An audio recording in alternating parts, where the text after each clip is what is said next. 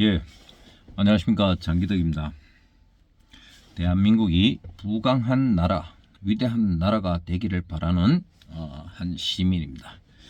제가 오늘 말씀드릴 것은 어떤 분이 저에게 댓글을 달아주셨는데, 그 댓글이 윤석열 대통령이 지금 탄핵을 당해서 내란죄로 재판을 받고 있는데, 저는 이게 내란죄로 재판을 받으면 안 된다고 생각하는 사람이고, 그리고 지금은 일단 현실적으로 받고 있는 상황이니까 당연히 이거는 무죄 판결 내에서 나와야 된다고 생각하는 사람입니다.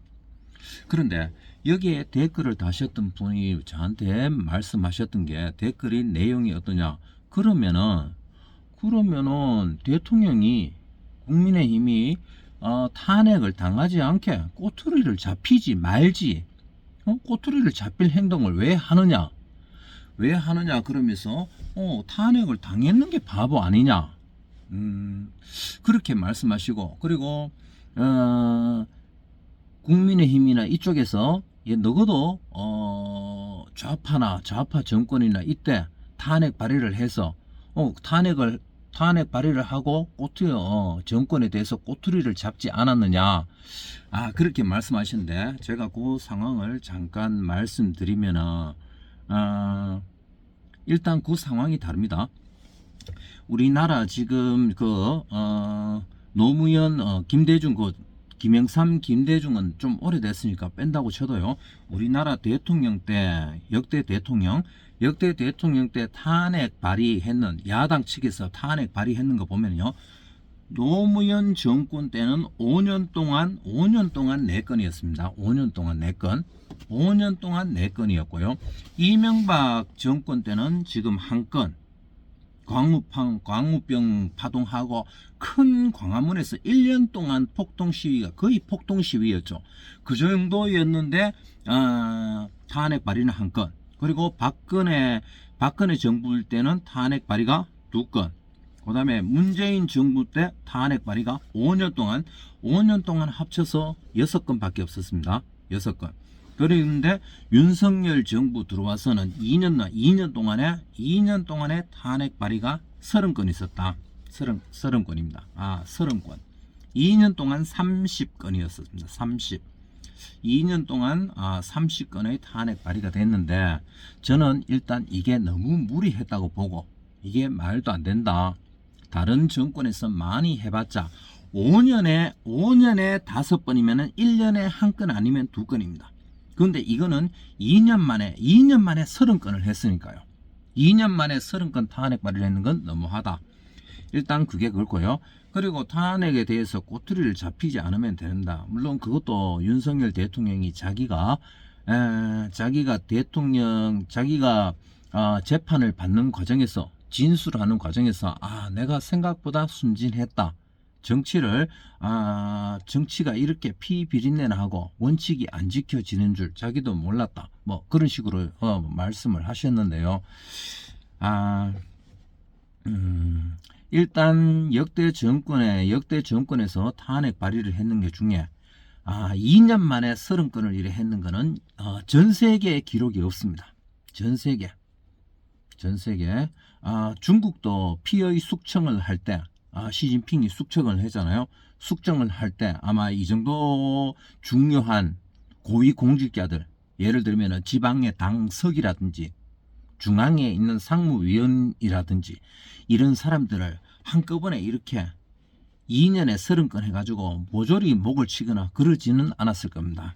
그랬는데 우리나라가 했는 게, 이거 보면은 역대 최고인 것 같고, 그리고 일단 이재명 그때 야당 대표였으니까요. 그 민주당 측에서 탄핵 발의를 너무 과도하게 많이 했다. 일단 그거 하나 짚고 넘어가고요. 그리고 또 하나 또 우리가 봐야 될 게, 그리고 이제 탄핵 발의, 그 다음에 두 번째, 윤석열 대통령이 비상계엄을 했는 이유가 부정선거였습니다. 부정선거라 그러면 제가 간단하게 지금 간략하게 말씀드리면, 일단 우리 모든 공무원, 세무 공무원이든 뭐든 간에 우리가 내는 세금, 영수증, 기본적으로 우리가 5년간은 관공서에서 기본적으로 보유하고 있어야 됩니다. 물론 3년짜리도 있고요. 3년이든 5년이든 어떻게 되든 간에 기본적으로 몇 년 이상은 보유해야 됩니다. 그런데 우리나라 중앙선관위는 선거에서 사용되는, 그리고 선거에서 사용되는 서버나 그리고 투표함을 지금 공개를 하고 있지 않다. 그리고 서버 같은 경우에는 바로 폐기 처분했다.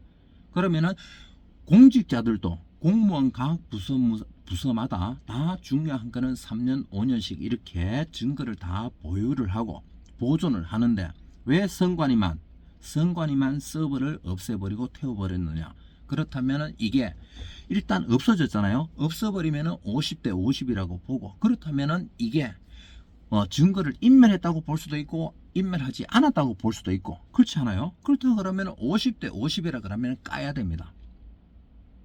이렇게 부정선거가 많다 이렇게 주장하는 사람이 있을 때 그렇다면은 그 이의를 제기를 하고, 국민들이 이렇게 부정선거가 있었다, 너거가 잘못했다, 그렇다 그러면 너거가 진짜 업무를 공정하게 잘 봤는지 그것을 증명해라. 이럴 경우에는 투표함과 서버를 까야 됩니다. 그게 실제 업무가, 선거 업무가 공정하게 이루어졌는지 안 이루어졌는지를 판단할 수 있는, 그리고 증명할 수 있는 거죠.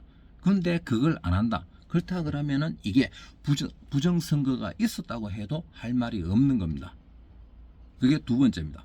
그리고 세 번째, 이거는 지금 정확하게 100% 지금 제가 서류상은 없지만 모든 돌아가는 정황상이 맞는데, 지금 우리나라 이재명 정권 같은 경우에는 이게 친중 정권이 맞습니다.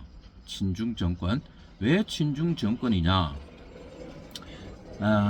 이재명 대통령은 자기는 아니라 그러겠지만은 일단 대통령 되고 난 다음에 모든 정책에서, 모든 법률 조항이나 이런 데서 중국인에게 혜택을 주고, 그리고 중국을 혜택 주는 겁니다.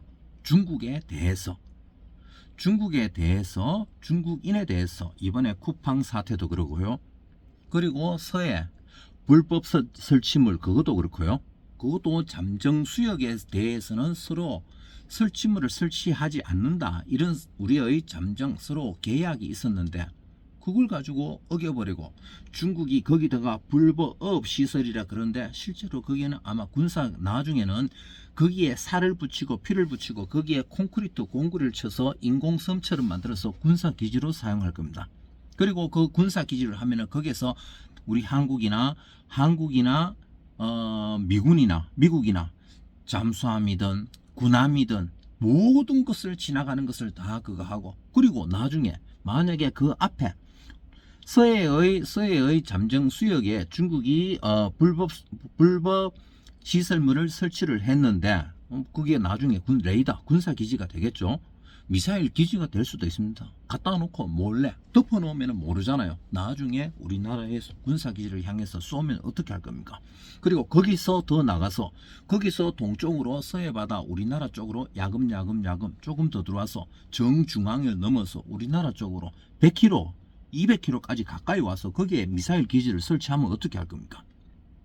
그런데 그런 거는 못하게 미리 한마디를 해야죠. 그리고 뭐 불법 조업이나 수많은 문제가 있었잖아요. 그리고 우리나라에 들어오는 마약의 40%가 실제 우리나라의 서울 경기도 전국에 판매되는, 그리고 술집이나 나이트 이런데 마약이 들어오고 있는데, 그 마약의 40%가 북한산인데 휴전선 넘어서 바로 들어오지를 못하니까 중국을 통해서 이렇게 들어오잖아요. 그리고 그 들어오는 마약의 그 가격의 50%를 또 중국이 가지고 가는 거죠. 그 돈을 가지고 우리나라 정치인들에게 주는 겁니다. 그때 몇 년 전에 중국의 시진핑이 했는 얘기가, 그게 방송국에서도 그렇고 이렇게 많이 떠돌았습니다. 우스갯소리로. 근데 그 얘기가 뭐냐? 시진핑이가 이랬습니다. 한국의 정치인들은 애국심이 없어서 자기 조상이라도 팔아먹을 놈들이다. 대한민국을 장악하기 위해서는 돈을 돈을 30조만 뿌리면 된다. 그 말이 뭐냐? 우리 대한민국의 국회의원은 전체 300명입니다. 그런데 1인당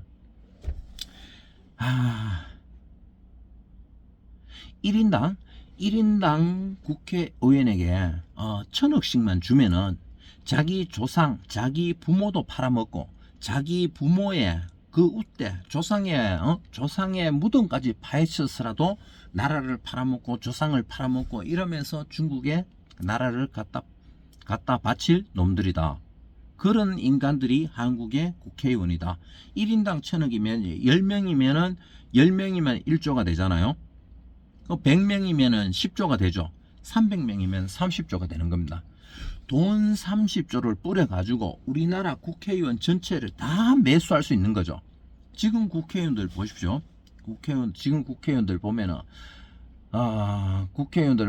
모든 법을 중국인을 위해서 만들고, 그리고 중국의 부품을 들여다 쓰고 중국 업체한테, 건설업체한테 입찰을 맡기고, 그 중국 그 입찰을 따는 중국 회사가 그 정도의 수준을, 그 정도의 그걸 하기 위해서는 한국에 있는 노동자나 한국에 있는 기술자들에게 돈을 주면서 이렇게 해도 그것도 충분한데, 근데 한국 사람이나 한국인은 전혀 안 쓰고 중국 물자를 가지고 와서 그것도 부실된, 품질이 떨어지는 그 제품을 가지고 우리나라에서 아파트를 짓고 건설 현장에 투입되고, 그러니까 지금 우리나라 건설업계가 망하죠. 그것도 있고, 거기다가 또 입찰도 그렇고, 입찰 말고도 그 다음에 아파트, 부동산 시장 같은 경우, 그런 거 아파트 사고 할 때도 중국 사람은 아파트를 만약에 자기가 사고 싶다, 계약을 한다, 그러면은 중국 은행에서 자기 나라 은행에 그냥 신청만 하면은 30억이든 50억이든 100% 다 대출을 해줍니다. 그럼 그 법의 맹점이죠. 우리나라 사람은 일단 외국 은행에서 대출을 받을 수 없습니다. 대출을 받으려고 하면은 온갖 담보나 보증을 요구하잖아요. 그렇고 우리나라 또 국내 은행에서는 아파트 전세도 그렇고, 아파트를 하나 살려고 하면은 거기에 대해서 50% 이상의 현금을 보유해야 되고, 그것을 증명을 해야 되고, 그렇지 않으면 아파트를 살 수가 없는데, 외국인, 특히 중국인은 다릅니다. 돈 10원짜리 하나 없어도 자기들 30억, 40억, 50억 아파트를 살 수 있습니다. 중국 은행에 그냥 신청서만 넣으면 돼요. 그러면 30억, 40억, 50억이 나오는 겁니다. 그리고 취등록세도 우리나라 대한민국 국민이 취등록세를 내는 거하고 또 다릅니다. 걔들은 반의 반도 안 냅니다. 그래서 취등록세도 거의 없어요. 그러면은 현찰을 가지고 와서 30억 아파트를 산다. 1년 뒤에 30억이 40억 되어 있고 40억이 50억 되어 있는 그 아파트를 이자만 조금씩 그거 하면은 2년 만에 20억을 버는 겁니다. 그리고 팔 때, 그러면은 양도세, 취득할 때는 취득세가 거의 없고요. 팔 때도 양도세가 우리나라 국민들이 물어야 될 거에 반의 반도 안 될걸요. 기가 찹니다. 이 정책, 이걸 우리 국민들이 말을 많이 하잖아요. 불합리하고, 자국민을 위해서, 대한민국 국민을 위해서 일을 하고 정책을 펼쳐 달라. 그런데 정책을 안 펼쳤죠. 지금 계속 그러고 있잖아요. 그러면 이게 친중 정권이라는 게 증명이 됐죠. 친중 정권. 그래서 아까 그 분이 말씀하셨는 거, 꼬투리가 잡힐 행동을 하지 마라. 그럼 제가 생각하는 거는 뭐냐? 이 우리나라는 일단 기본적으로 국민이 주인이 돼야 됩니다. 우리가 국민이 주인이 돼야 되느냐? 왜 제가 이제 그것도 저번에 한번 말씀드렸지만 왜 그러냐 하면은, 국민이 주인이고 우리가 힘을 가지고 이렇게 지켜보면서 해야 이 여당 야당 사람들이, 정치하는 사람들이 이 안에서 싸울 때, 어떤 사람은 칼로 찌르려고 그러고 어떤 사람은 맨주먹으로 있고, 그러면 안 됩니다. 그러면 그게 이제 정당한 정치 활동이라고 볼 수 없죠. 그거는 내란이고 폭동입니다. 그렇게 안 하고 정당한 규칙, 우리 국민들이 보고 이해할 수 있게, 저 자식 저거 반칙인데 저러면 안 되지. 그래서 우리가 정확하게 계속 보려고 하는 게, 수영장 같은 경우는 수영을 할 때 수영장의 출발선에서 다 레인이 있잖아요. 육상 경기 100m도 그렇고 100m도 그렇고요. 그리고 복싱 경기를, 권투 경기를 한다. 권투 경기를 할 때도 기본적으로 항상 보면은 이 장갑, 권투 경기에 장갑을 끼고, 그 다음에 반칙을 못하게 벌점도 주고, 그리고 나중에는 반칙패도 있고, 여러 가지 물론 안 좋은 것도 있었겠지만요. 일단 대부분의 경기는 그렇습니다. 그런데 우리나라는 민주당 같은 경우에는 지금까지 100% 친중 정책을 펼쳤고, 거기다가 반미를 외치고 있고, 그렇다 그러면 이게 중국의 지원이 있었지 않느냐? 저는 100% 있었다고 봅니다. 그런데 일단은 그렇고요. 그러니까 우리 국민들이 알 수 있고, 그다음에 우리가 봤을 때 상식적으로 납득할 수 있는 그 정도의 그거야 되는데, 근데 이게 그 도를 넘어서서 너무 무리하게, 거의 내란처럼, 저는 볼 때 거의 이게 내란이라고 확신합니다. 그런데 내란 같은데, 이게 내란이 아니면 이거보다 더 심한 내란이 있을 수 없죠. 근데 보이지 않게 계속 이걸 가지고 포장을 해가면서, 언론 매스컴을 장악해가면서 그런 식으로 했으니까요. 그래 해도 이게 도가 지나치고, 이 피해를 자기들끼리, 정치인들끼리 싸우고 꼬투리를 잡히지 않아야 된다고 하지만, 그래도 이게 도가 너무 지나치기 때문에, 이 도를 너무 지나치게, 그것도 외세를 끌어들여서 정치판을 장악을 했다. 근데 그렇게 하고 난 다음에, 되고 난 다음에, 지금 이게 우리 국민들에게 혜택이 가는, 국민들을 위해서 일을 해야 되는 정권인데, 그렇게 안 하고 일단 장악하기 위한 권력 다툼에서도 아마 외세를 끌어들여 가지고 이렇게 장악을 하고 나니까, 그래서 장악되고 난 다음에 이제 우리가 원금에다가 이자까지 빼돌려서 줘야 되는 겁니다. 그래, 우리 국민들이 혜택을 봐야 되는 건데, 그 혜택을 못 보고 그 혜택을 다 외국에 빼돌리니까, 그러니까 우리 국민, 저를 포함해서 많은 우리 국민들이 화가 나는 거 아닙니까?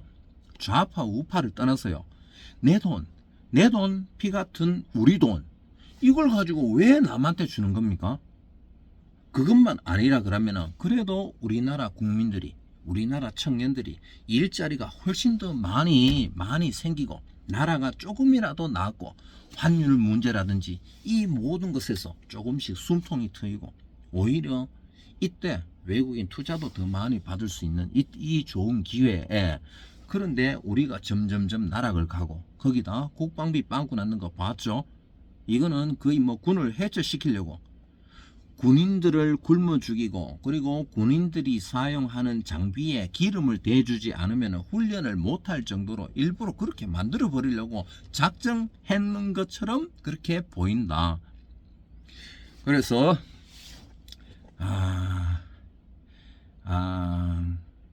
제가 그래서 오늘 말씀드릴 거는, 한마디로 말하면은, 우리 국익을 위하는 정권이 되어야 되고, 국민을 모셔야 한다. 정권은 국민을 위해서 존재해야 한다. 감사합니다. 대한민국을 사랑하는 남자 장기덕입니다. 감사합니다.